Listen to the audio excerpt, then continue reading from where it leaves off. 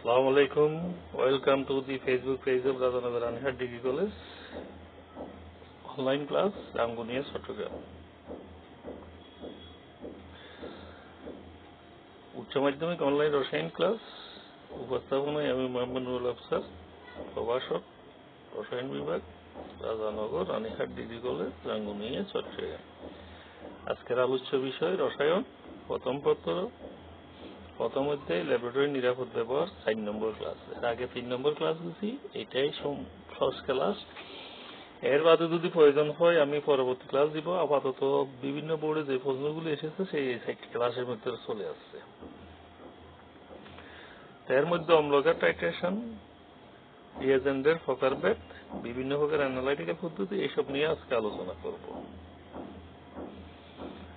এখন আছে অম্লহার titration. অম্লহার titration তো আমরা জানি, অম্লহার টাইট্রেশন এটা আমি আগের ক্লাসে বলছি, অর্থাৎ জানা ঘনমাত্রার হার দ্বারা অজানা ঘনমাত্রার অম্লকে নিরপেক্ষণ মানে ঘনমাত্রা নির্ণয় করা, অথবা জানা ঘনমাত্রার অম্ল দ্বারা অজানা ঘনমাত্রার হারের ঘনমাত্রা হল নির্দেশকের বর্ণ পরিবর্তনের মাধ্যমে নির্ণয় করার পদ্ধতি হলো তোমার অম্লহার টাইট্রেশন।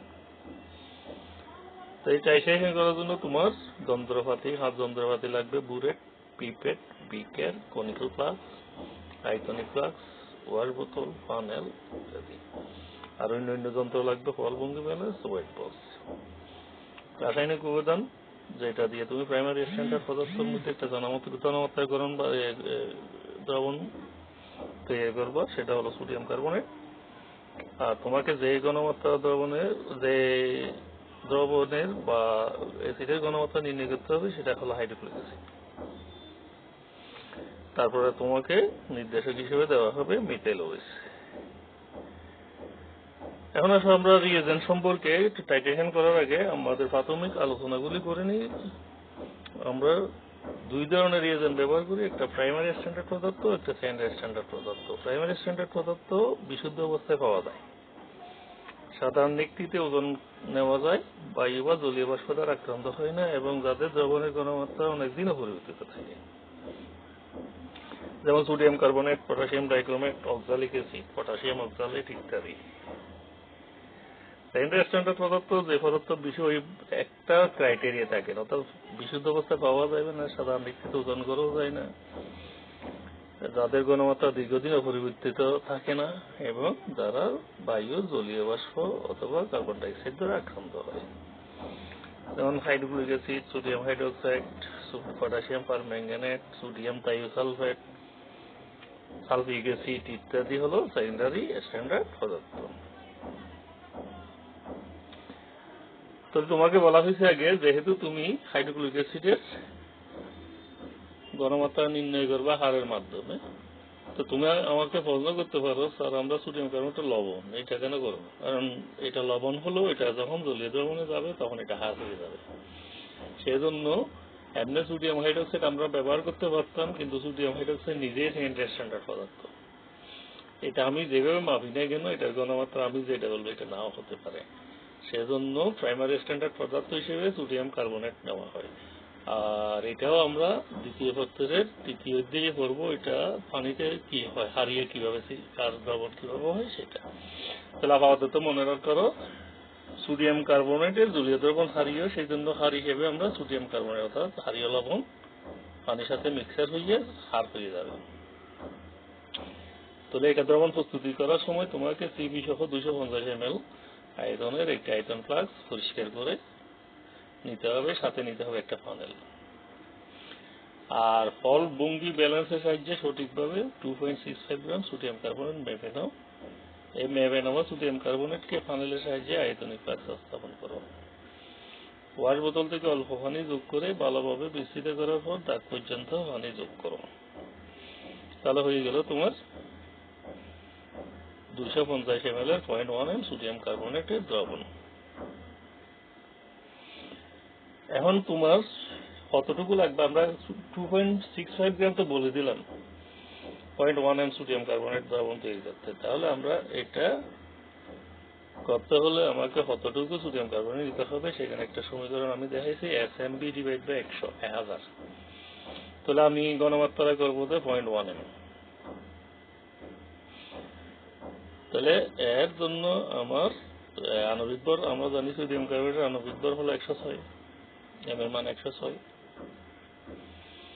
তারপরে তোমার আয়তন, যেহেতু আমি যত আয়তনের বানাচ্ছি 250 ml 1000 দিয়ে ভাগ করে ক্যালকুলেশন করে 2.65 গ্রাম হবে। অর্থাৎ এখানে তোমার এখানে লিখে দেওয়া উচিত ছিল 0.1 m সোডিয়াম কার্বনেটের দ্রবণ তৈরি করতে আমার 2.65 গ্রাম সোডিয়াম কার্বনেট। এখন আসো আমি 2.65 গ্রাম সোডিয়াম কার্বনেট কিভাবে মেপে নিব।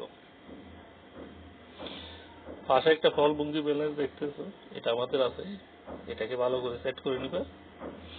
প্রথমে তোমার শিক্ষকের সাথে একটা ফলভঙ্গি ব্যালেন্সকে সেট করে নিবে। ব্যালেন্স সেট করার পূর্বে উভয় পাল্লা একটি করে দুইটা তোমার ব্লটিং পেপার রাখবা, কারণ এগুলোর উপর মাধ্যমে আমরা সোডিয়াম কার্বনেটটা নিব, কারণ না হলে এগুলোর পাল্লার মধ্যে লেগে রিয়েজেন্ট ব্লটিং পেপার নিতে হবে। তার রাইডের দুর্ভোগের মান নির্ণয় করে নিতে হবে। এখানে রাইডের দুর্ভোগকে আমরা পরে আসতেছি। রাইডের বল জেনে নাও। রাইডের সম্পর্কে মনে হয় তোমাদের আগে আলোচনা করা হয়েছে। সাধারণত রাইডের বল 5 মিলিগ্রাম বা 110 মিলিগ্রাম থাকে। আর ফলভঙ্গি ব্যালেন্স যেটা তোমার আণবিক ব্যালেন্স বিম থাকে, তার দাগ কাটা থাকে 0 থেকে 100 পর্যন্ত। তাহলে রাইডের দুর্ভোগ নিতে হলে মনে করো তোমাকে 10 গ্রাম রাইডের, যে রাইডারটা তোমার বক্সে আছে তারপর 10 গ্রাম। এর অর্থ হলো এটা যখন তুমি বিমে স্থাপন করবে এটা 10 গ্রাম হবে, 10 মিলিগ্রাম হবে না, 10 মিলিগ্রাম এমনি বর। কিন্তু এটা কত বর হবে, তুমি কত বর নিচ্ছ সেটা নির্ভর করবে যে তুমি কোন জায়গা স্থাপন করো তার উপর। আর এর আগে তোমাকে রাইডার দুর্ভোগ বের করে নিতে হবে। অর্থাৎ 0 হইতে 100, 0 থেকে 100 পর্যন্ত মাপের ভিতরে প্রতিটা দাগের জন্য কত মিলিগ্রাম বা কত গ্রাম সেটা তোমাকে নির্ণয় করে নিতে হবে। তাহলে মনে করো তোমার 10 মিলিগ্রাম আছে, তাকে 2 দিয়ে গুণ করে নিলাম। 2 গুণন 10, গুণফলকে 100 দিয়ে ভাগ করলাম, যেটা হবে তাকে আবার 0.0, এটা মিলিগ্রাম হবে, সেই জন্য একসাথে আমি 0.001 দিয়ে গুণ করে গ্রাম হয়ে গেছি। রাইডার দুর্ভোগ পাইলাম 0.0002 গ্রাম।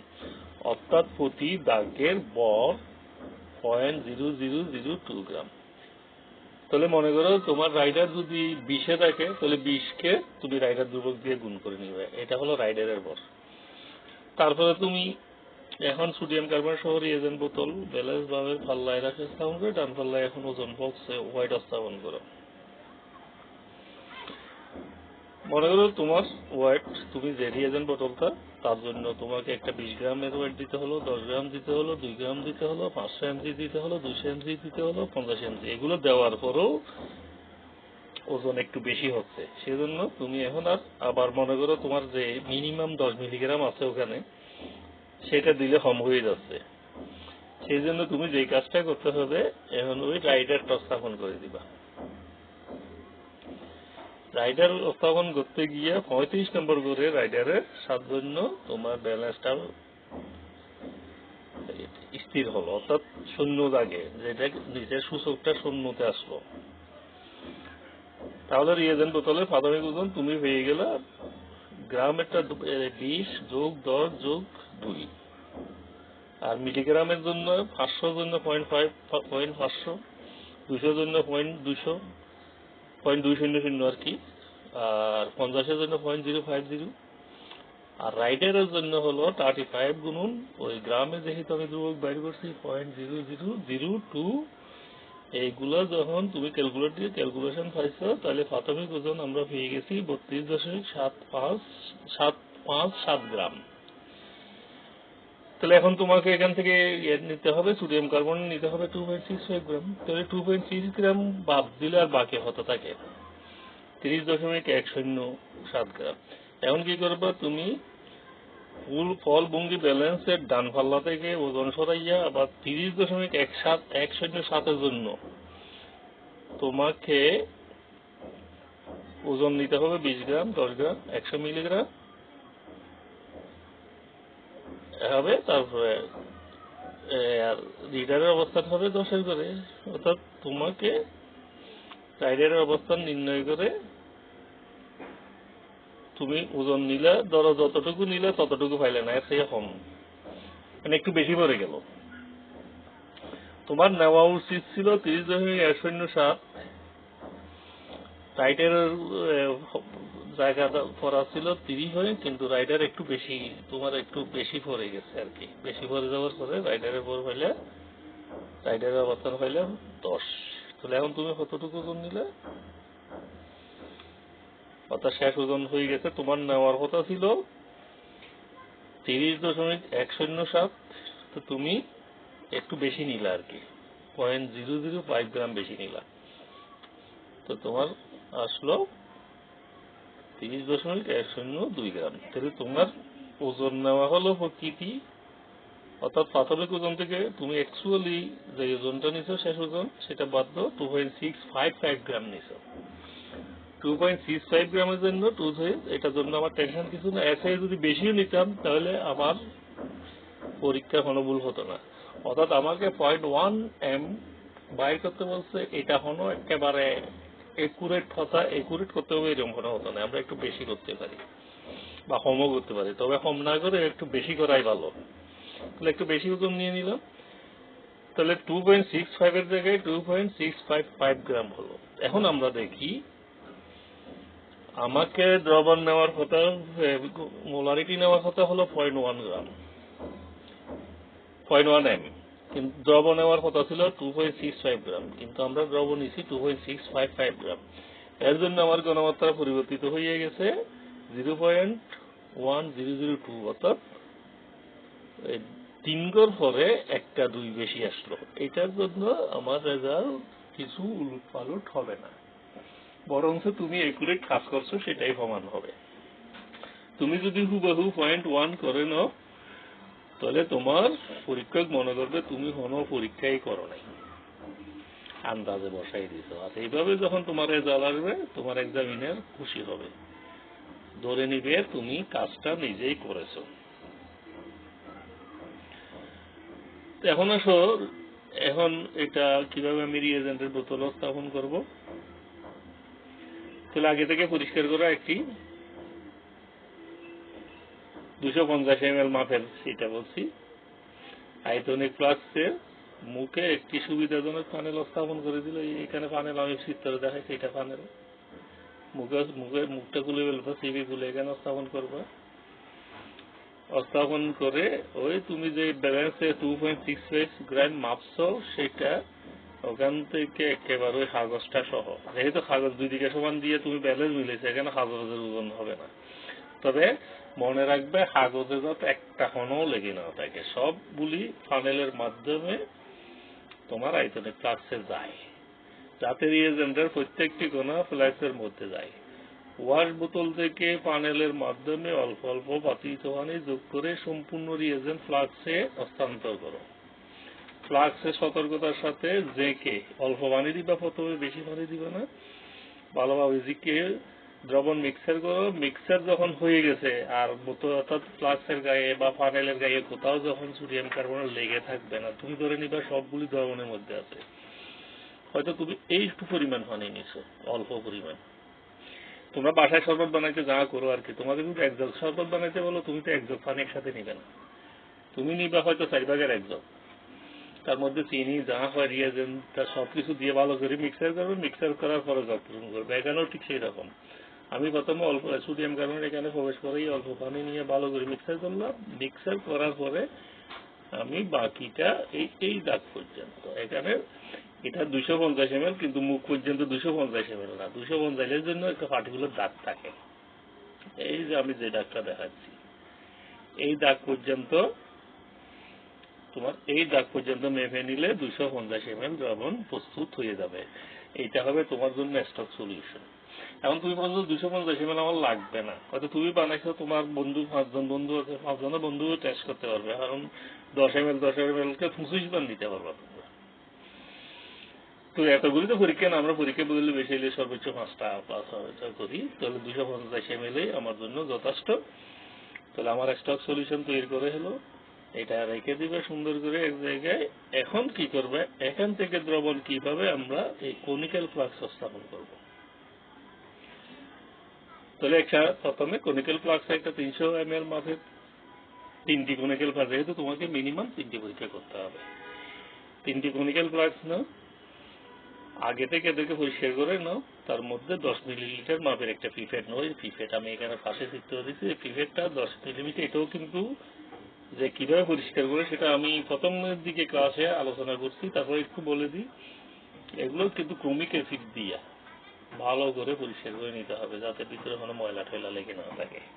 ময়লা লাগার অনেক ঝামেলা আছে, আয়তনে কম পড়বে, সাথে যদি অন্য কোনো পদার্থ থাকে তাহলে তোমার অ্যাসিড হারের সাথে বিক্রিয়া করে ফেলবে। সেজন্য এটাকে ভালো করে ধুইয়ে নিবা। পিপেটের সুচালু মুখ, নিচের মুখটা এর ভিতর ঢুকিয়ে দিবা, মুখ খুলে সিপি খুলে, তারপরে উপরের মুখ দিয়ে টেনে তুলবা। উপরের মুখ দিয়ে টেনে তুলে এমন ভাবে টানবা যাতে মুখে, আমরা কি করছিলাম, তোমরা যদি এখানে থাকতা এগুলো কিভাবে তুলে আগে পানি দিয়ে প্র্যাকটিস করে নিতাম।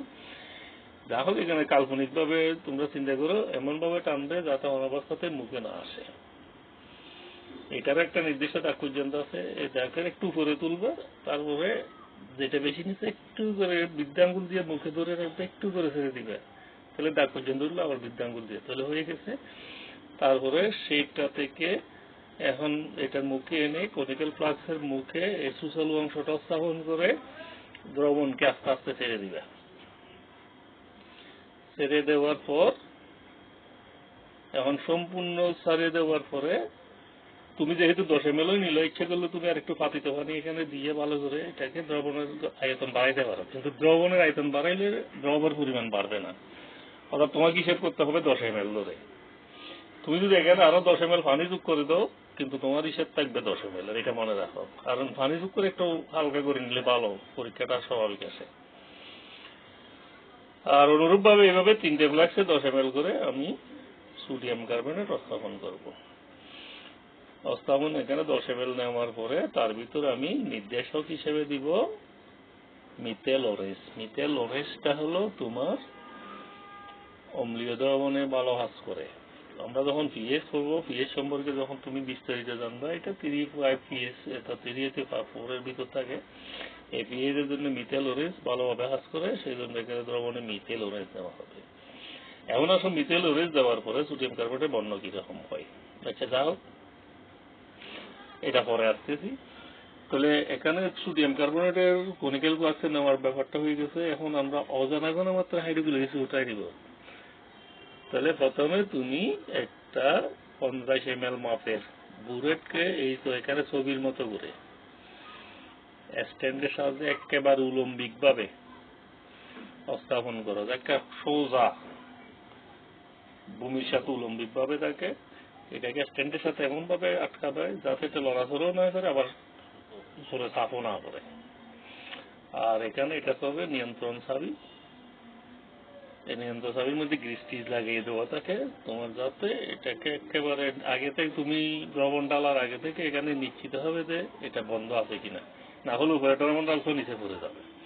তাহলে বন্ধ থাকা অবস্থায় এটাতে তোমার 50 ml পর্যন্ত দ্রবণ থাকে। তোমার 50 ml হাতে নিতে পারো, বেশি নিলে কিন্তু উপরেটা আবার মাপ ঠিক হবে না, 50 ml এর নিচে রাখতে হবে। তো যতটুকু দিছো ততটুকু তোমার প্রাথমিক আয়তন হাতে লেগে রাখবা। এই হলো।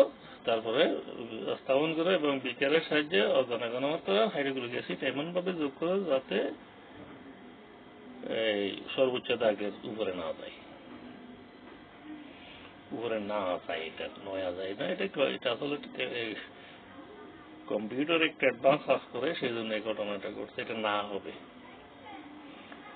এখন আসো, আমি যে ওই কনিক্যাল প্লাগ নিয়েছি, কনিক্যাল প্লাগটা এটা যেহেতু আমি হাতে আছি, পুরোটা কম্পিউটারে রাখাটা তার ব্যাপার। তোমরা যারা কম্পিউটার পড়াটা করে জানো, আমি এটা কনিক্যাল প্লাগ, এর মধ্যে আমি সোডিয়াম কার্বনেট নিয়ে নির্দেশক যোগ করার পরে বর্ণটা হলো এরকম হলো। এটা কনিক্যাল প্লাগ আমি যে চিত্রটা দেখাইছি সেটা, এটা যেহেতু আমি হাতে কম্পিউটারের মধ্যে আঁকছি সেই জন্য ওইটার মধ্যে গুরুত্ব হয় নাই। তারপরে কনিক্যাল প্লাগের মধ্যে আমি 10 ml সোডিয়াম কার্বনেট নিয়ে তার মধ্যে মিথেল ওরেস দেওয়াতে এই কালারটা আসলো। তারপরে আমরা এখন টাইট্রেশন শুরু করবো। এখন এই কনিক্যাল ফ্লাস্ক, এই মাপ রং বিশিষ্ট কনিক্যাল ফ্লাস্কটা এখানে আনলাম। তারপরে এখানে তোমার মনে রাখতে হবে, টাইট্রেশন করার সময় তোমার ডান হাতে থাকবে এইটা কনিক্যাল ফ্লাস্ক থাকবে, বাম হাতে থাকবে যে তোমার বুলেটের নিয়ন্ত্রণ চাবি, এই চাবিটা। তুমি প্রথমে পরীক্ষাটা করার সময় বুলেটটাকে আস্তে আস্তে করে খুলে এক ফোঁটা ফোঁটা ফোঁটা ফোঁটা হাইড্রোক্লোরিক অ্যাসিড পড়তে দিবা, বর্ণ পরিবর্তন লক্ষ্য করবা। পড়তে দিবা, বর্ণ পরিবর্তন প্রথমটা কিন্তু খুব সময় নিয়ে করবে। এক ফোঁটা মানে 2 ফোঁটা পড়ার বর্ণ পরিবর্তন নির্ভর করবে। দেখা যায় একটা পার্টিকুলার সময়ে বর্ণ পরিবর্তন হয়ে গেল, তখন তোমার টাইট্রেশন করা বন্ধ করতে পারো। তাহলে প্রথমটা টাইট্রেশন হয়ে গেল, তোমার এখানে হিসাব করে আমি পরবর্তী হলে এখানে আমি একটা রূপ করতে দেখাইছি কত ml গেল। টাইট্রেশন করা আমার এখন বন্ধ হয়ে গেল, বন্ধ করে এটাকে রাখবে। এখন দ্বিতীয়টা যখন নিবা, প্রথমটা সময় নিয়ে করছো, তুমি একটা নিশ্চিত হয়ে গেছো, প্রথমটা ধরো 19 বা এরকম কাছাকাছি গেছে। দ্বিতীয়টা করার জন্য তুমি 18 পর্যন্ত এমনি যোগ করে দিতে পারো, কারণ তুমি তো নিশ্চিত হয়ে গেছে এটা 19-এর উপরে যাবে না, আবার 19 দিবে না, কমও আসতে পারে। সেই জন্য 18 পর্যন্ত একটু দ্রুত তুমি ঢেলে দিতে পারো হাইড্রোক্লোরিক অ্যাসিড কনিক্যাল ফ্লাস্কে।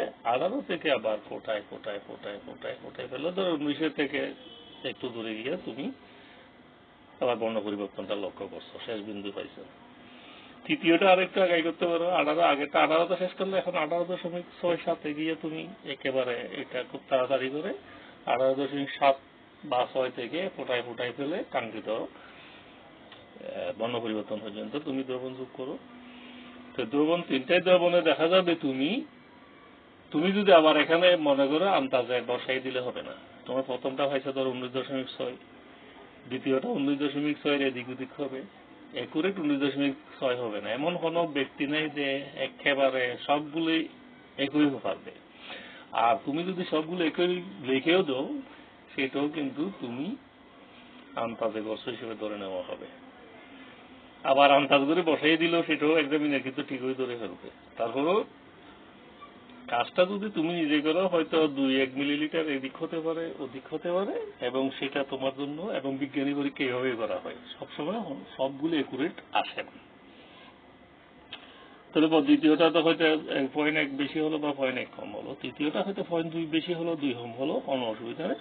তো তুমি কি করবে, যতটা এক্সপেরিমেন্ট করবা সবগুলোর গড়ের আয়তন বাইর করবে। কিভাবে আমি পরবর্তী হালে দেখাচ্ছি। এখন টাইট্রেশন করার পরে এই যে আমরা প্রতিবার সোডিয়াম কার্বনেটের সাথে মিথেল এর যোগ করার পরে রং হয়েছিল হলুদ, এখন হয়ে যাবে এরকম লাল। তিনটা বোতল এরকম লাল হয়ে যাবে কনিক্যাল ফ্লাস্ক। তো তোমরা 3টা টাইট্রেশন কমপ্লিট করছো। এখন আসো টাইট্রেশন করলাম। এখন টাইট্রেশনের ঘটনা কি করছে, আমি যখন হাইড্রোক্লোরিক অ্যাসিড যোগ করলাম সোডিয়াম কার্বনেটের মধ্যে, বিক্রিয়াটা করবে। সোডিয়াম কার্বনেট হাইড্রোক্লোরিক অ্যাসিডকে বিক্রিয়া করে সোডিয়াম ক্লোরাইড, কার্বন ডাইঅক্সাইড এবং পানি উৎপন্ন হবে। বিক্রিয়া থেকে দেখা যাচ্ছে 1 মোল সোডিয়াম কার্বনেট 2 মোল, এটা 2 মোল হাইড্রোক্লোরিক অ্যাসিডের সাথে বিক্রিয়া করে লবণ ও পানি উৎপন্ন করে। তাহলে এটার জন্য বিক্রিয়া B1S1 2B2S2, অর্থাৎ এইটা B1 হলো অ্যাসিডের আয়তন, S1 হলো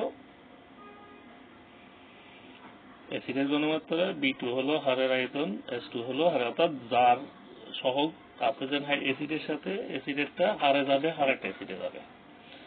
অ্যাসিডের সহগটা হারের সাথে গেছে, যদি হারের সহগ থাকতো 1 আছে, সেটা অ্যাসিডের সাথে যাবে। এই হোক এটা মনে রাখবে, B1S1 B2S2 হবে। কিন্তু তোমার মনে রাখতে হবে এখানে বিক্রিয়া সমতা বিধান অবশ্যই করতে হবে। সমতা বিধানকৃত সমীকরণের অ্যাসিডের সাথে সহগ থাকলে সেটা হারের অংশে যাবে, হারের সাথে সহগ থাকলে সেটা অ্যাসিডের অংশে যাবে। তো এইভাবে তোমার B1S1 সমান 2B, যেহেতু 2 বসছে, অ্যাসিডের সহগ 2টা এখানে বসছে 2, এখানে যদি আমি S2 বাইর করি, S2 নয়, আমরা S1 বাইর করবো অ্যাসিডের ঘনমাত্রা, তাহলে 2B2S2 ডিভাইড বাই B1। এখন আমরা ক্যালকুলেশন কিভাবে করছি দেখি। আর 10 ml একটি পিপেটের সাহায্যে সোডিয়াম কার্বনেট, এটা 50 ml, এগুলো তো আমরা করছি। বুলেটের যে কতটুকু আয়তনের একটি পিপেটের সাহায্যে ওই পরিমাণ সোডিয়াম কনিক্যাল ফ্লাস্ক, এটা আবার রিপিট হয়েছে। এখন আসো, আমি প্রত্যেকবার সোডিয়াম কার্বনেটের নিচে 10, এটা একটা লেখা হয়তো আমি বুঝতেছি অবশ্য, অর্থাৎ সোডিয়াম কার্বনেটের তিনটা ঘনমাত্রা, যেহেতু আমি একটাই দ্রবণ ইউজ করছি সেই জন্য ঘন ঘনমাত্রা এখানে পরিবর্তন করবে না। সবগুলি সোডিয়াম কার্বনেটের ঘনমাত্রা 0.1002 আমরা অ্যাকচুয়াল যেটা বাই করছি। আবার প্রতিবার আমি 10 ml করে নিছি, কারণ এখানেও যেহেতু তুমি পিপেট দিয়ে নিছো, তুমি এখানে 10 থেকে 10.12 ভাবে লিখতে পারবে না, হুবহু 10 লিখবা। আর বুলেটের মাপটা তোমার এদিক সেদিক হবে। ধরো প্রথমটা পাইছো 19.4, দ্বিতীয়টা পাইছো 19.5, তৃতীয়টা পাইছো 19.3, কিন্তু তিনটা যোগ করে গড় করলেও আমরা একটা 19.4 বা 5 এইভাবে পেয়ে গেছি। তো এটা আর কিছু নয়, যে আগে সমীকরণ বাই করছিলাম সেই সমীকরণে এখন আমি 2 তো আছে আগে থেকে, তারপরে তোমার আমি যে হারটা নিলাম তার ঘনমাত্রা বসাই দিলাম, হারের আয়তন বাইরে বসাই দিলাম, সাথে সাথে হারের ঘনমাত্রার সাথে হারের আয়তন অর্থাৎ S1 S2 বসাই দিলাম, B2 বসাই দিলাম, 10 ml নিছি, এইটাকে 19.5 পাইছি, 19.5 দিয়ে ভাগ করে আমরা অ্যাসিডের ঘনমাত্রাও পেয়ে গেছি। এটাও কিন্তু 0.1028, একেবারে একুরেট পরিমাপ। তাহলে এইভাবে আমরা টাইট্রেশন করে ফলাফল হয়ে গেছি। আমরা এতটুকু পর্যন্ত তোমার টাইট্রেশন, এটা কিন্তু প্র্যাকটিক্যালও আছে, এটা থেকে তোমার থিওরিতেও আসতে পারে। তো যেভাবে আসুক প্রক্রিয়া বর্ণনা দিতে হলে তোমার এখান থেকে আরো প্রশ্ন আসছে। তোমার প্রথম যখন 2016 সালে নতুন সিলেবাসে শুরু হয়েছে, তখন এই প্রশ্নটা কতগুলি যন্ত্রপাতির নাম দেওয়া তুলে দিছে। ওখানে বলা হয়েছে যে উদ্দীপকের যন্ত্রপাতিগুলি অম্লাহার টাইট্রেশনের জন্য যথেষ্ট কিনা। তাহলে আমরা এই প্রশ্নটা যদি তোমরা ভালো করে পড়ো, এই অংশটা যদি ভালো করে পড়ো, তুমি বুঝতে পারবে তোমার কি কি যন্ত্রপাতি লাগতেছে। যদি সব যন্ত্রপাতি ছবি ওখানে দেয় যথেষ্ট, যদি না দেয় অন্য যন্ত্র দেয়, তো কোনটা প্রয়োজন সেটা লিখবা, কোনটা অপ্রয়োজন সেটা লিখবা, কোনটা দেওয়ার কথা কোনটা দেয় নাই সেগুলো উল্লেখ করা। অর্থাৎ তোমার এইখানে যে যন্ত্রগুলো আমরা ব্যবহার করছি এইগুলো যদি তোমার মনে থাকে, ওখানে সঠিকভাবে দিক না দিক তুমি তখন লিখতে পারবে কোন যন্ত্রপাতিগুলো তোমার জন্য প্রয়োজনীয়, কোনগুলো তোমার জন্য প্রয়োজনীয় না। তুমি এইভাবে টাইট্রেশন করে তখন তুমি বলে দিতে পারবা। একেবারে এই যদি সুন্দর করে লিখে দিতে পারো, তাহলে তোমার 3 এর জন্য 3 বা 4 এর জন্য 4। এটা জ্ঞানমূলক অনুধাবনমূলক দুইভাবে আসতে পারে। হয়তো এই জায়গা থেকে অনুধাবন না, জ্ঞান অনুধাবন না, প্রয়োগের জন্য দিতে পারে তোমার যন্ত্রপাতিগুলি কিভাবে পরিষ্কার করবে, অথবা উচ্চতর দরকারও দিতে পারে যে জানতে তোমার যে যন্ত্রগুলোর হয়তো বর্ণনা করা হয়েছে ট্রান্সের যন্ত্র এগুলো যথেষ্ট কিনা। অথবা এমনই দিতে পারে তোমার টাইট্রেশনের জন্য রেজাল্টগুলি হয়তো উদ্দীপকে দেওয়া থাকবে, বলা হচ্ছে রেজাল্ট কত পাইয়েছিল, এরকমও দিতে পারে। যা হোক যেভাবে দিক, এখান থেকে তোমরা অনেক ধরনের প্রশ্ন পেতে পারো, সেইগুলো উত্তর এইভাবে লিখতে পারে।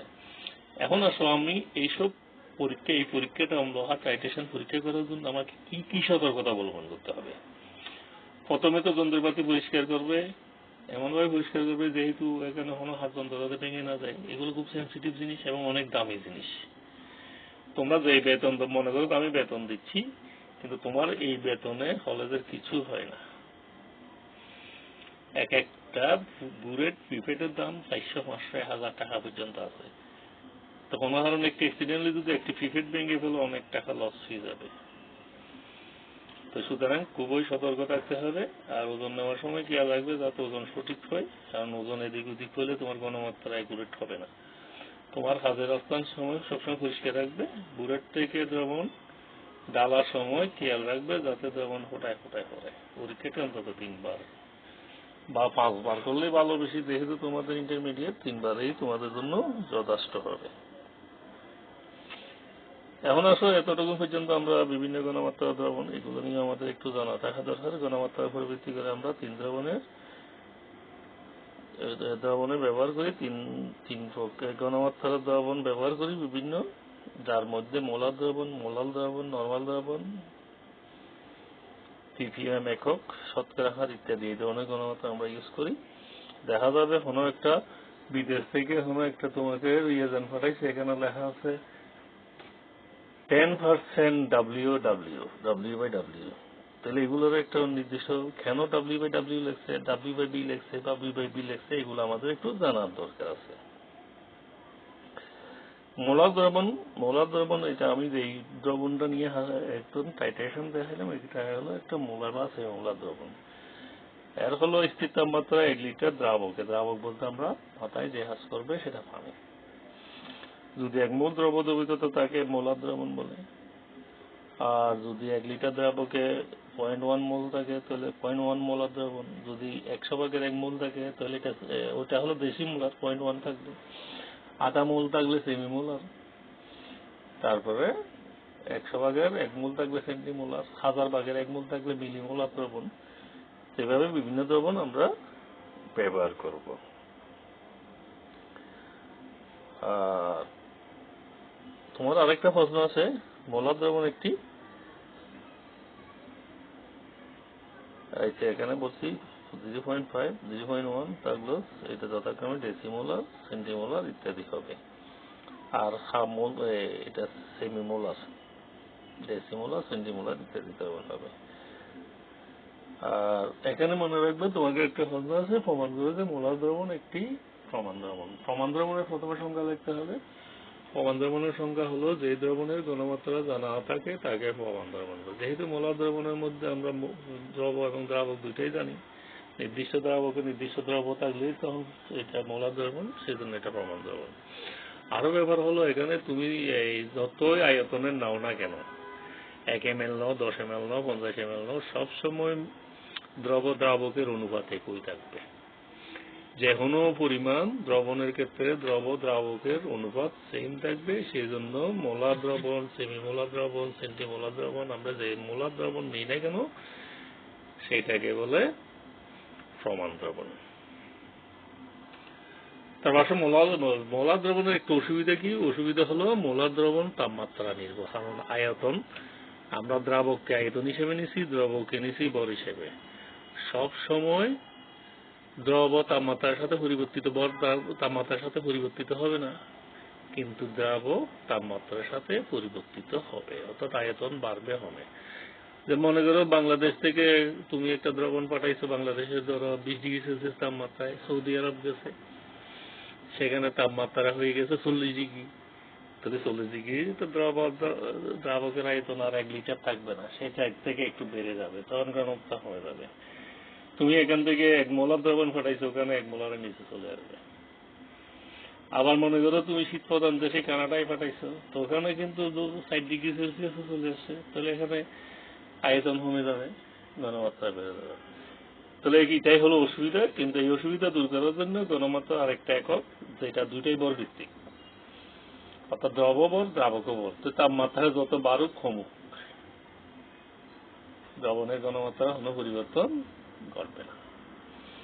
তাহলে এটাকে বলে মোলার দ্রবণ। মোলার দ্রবণের সংখ্যা হলো 1 কেজি বা 1000 গ্রাম দ্রাবকে যত মোল দ্রব দ্রবীভূত থাকে, অর্থাৎ গ্রাম টু ভর, মোল টু ভর। তাহলে এটা সুবিধা হলো তাপমাত্রার পরিবর্তনের সাহায্যে মোলার ঘনমাত্রা কোনো পরিবর্তন ঘটবে না। তো যেই দেশে যত ডিগ্রি সেলসিয়াস তাপমাত্রা থাক না কেন, ঘনমাত্রায় এই এককে ঘনমাত্রা একই থাকবে।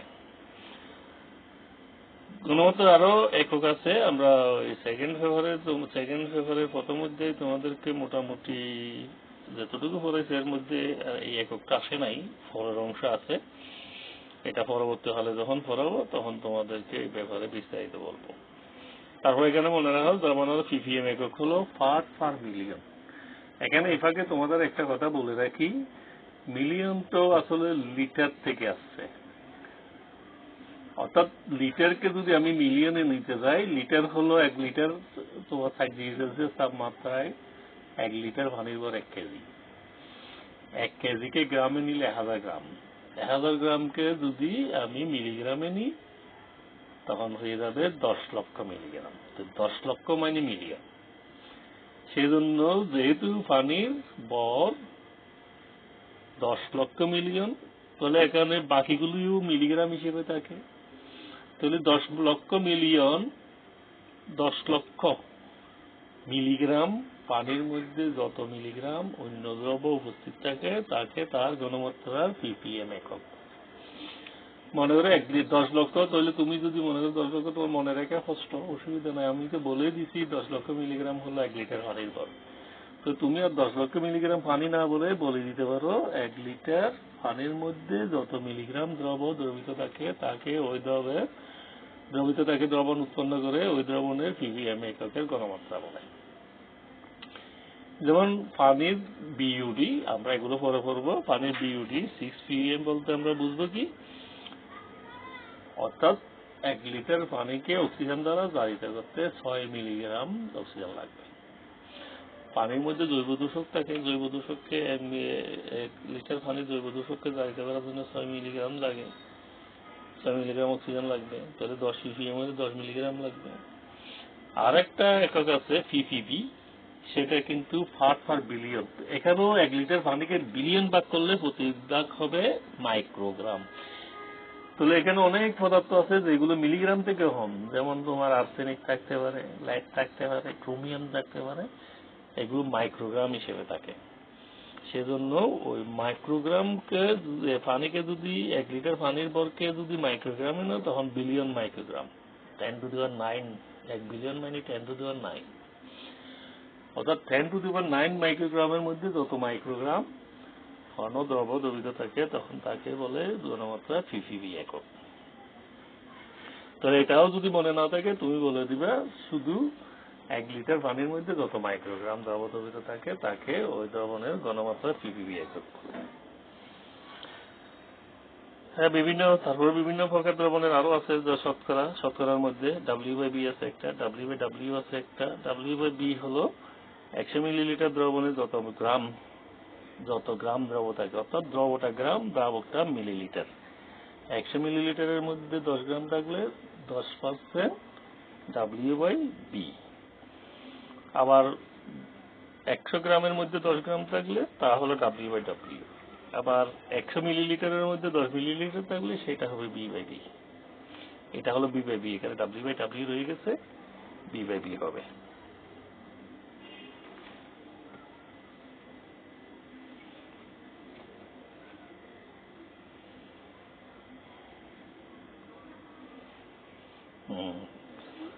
তাহলে 1 লিটারের নর্মাল দ্রবণটা আগে খুব প্রচলিত ছিল, এখন কিন্তু প্রচলিত নাই।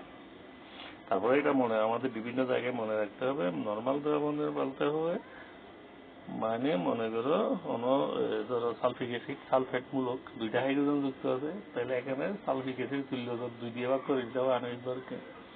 কোন যায় নাইট্রিক অ্যাসিডের মধ্যে একটা হাইড্রোজেন যুক্ত আছে, তাহলে নাইট্রিক অ্যাসিড তুল্য 1 দিয়ে ভাগ করতে হবে আণবিক ভরকে। সোডিয়াম কার্বনেটের তুল্য 100, সোডিয়াম কার্বনেটের সাথে অর্থাৎ হাইড্রোজেন প্রতিস্থাপনযোগ্য 2টা সোডিয়াম আছে, অর্থাৎ কার্বনের দুজনে 2 দিয়ে ভাগ করতে হবে। এইভাবে ফসফরিক অ্যাসিডের মধ্যে 3টা হাইড্রোজেন আছে, তো ফসফরিক অ্যাসিডের আণবিক ভরকে 3 দিয়ে ভাগ করতে হবে। এইভাবে ভাগ করে যে ওজন পাওয়া যায় এটাই তুল্য ওজন। আর কোন দ্রবণ 1 লিটার দ্রবকে যদি 1 তুল্য ওজন পরিমাণ দ্রবিত থাকে তাকে তখন নরমাল দ্রবণ বলে।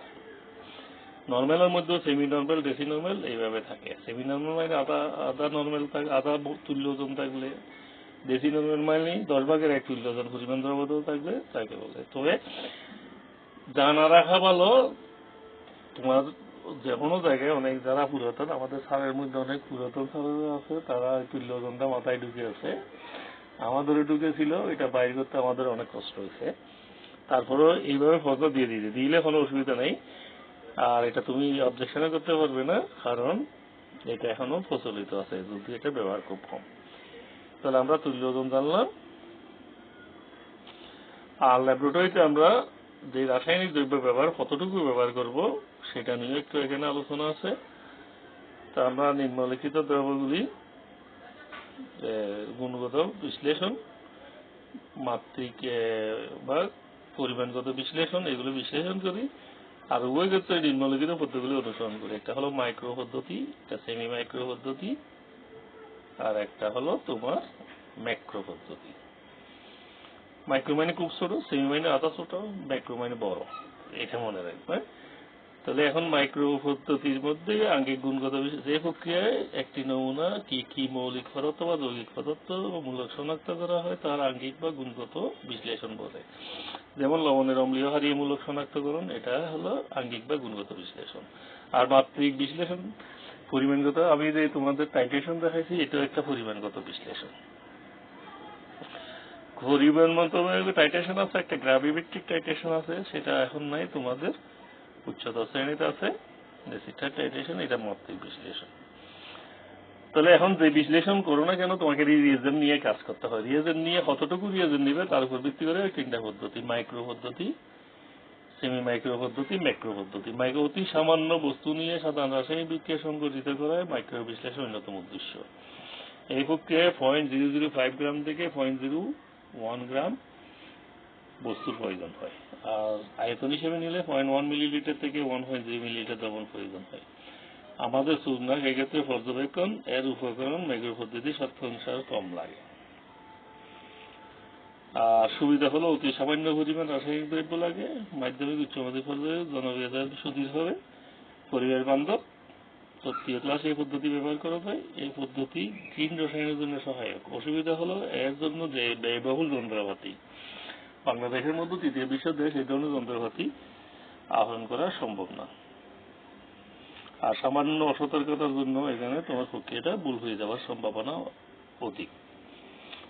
আর সেমি মাইক্রো পদ্ধতি হলো 0.5 গ্রাম থেকে 1 গ্রাম পর্যন্ত পদার্থ নিয়ে করা হয়, আয়তন হিসেবে 2 থেকে 4 মিলিলিটার। এই দুইটা কম দ্রব্য ব্যবহৃত, এটাও মোটামুটি এটা থেকে বেশি হলে তুলনামূলক খরচ কম। দ্রুতকরণ, ফিল্টারকরণ, দ্রুতকরণ, বাষ্পীকরণ ইত্যাদি অতি সামান্য সময়ে করা যায়,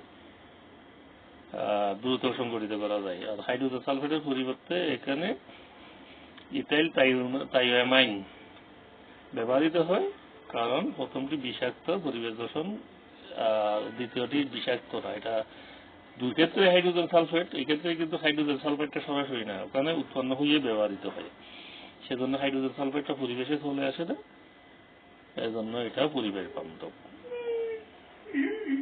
পরিবেশের অসুবিধা, পরিবেশের সামান্য ক্ষতি হয়। আর বাংলাদেশের মতো আমরা যে কাজগুলি করি এটা আসলে মূলত 0.5 গ্রাম থেকে 1 গ্রাম পদার্থ ব্যবহার, এটা হলো ম্যাক্রো পদ্ধতি। বাংলাদেশে হবে, বাংলাদেশে প্রায় সব কলেজে পদ্ধতির রাসায়নিক পরীক্ষা করা হচ্ছে। অসুবিধা, এটা সুবিধা মানে বেশি, অর্থাৎ একটু তোমার সতর্ক হতে হবে। আমরা অভ্যস্ত, যেটা টিচারের অভ্যস্ত, তোমরাও অভ্যস্ত হবে।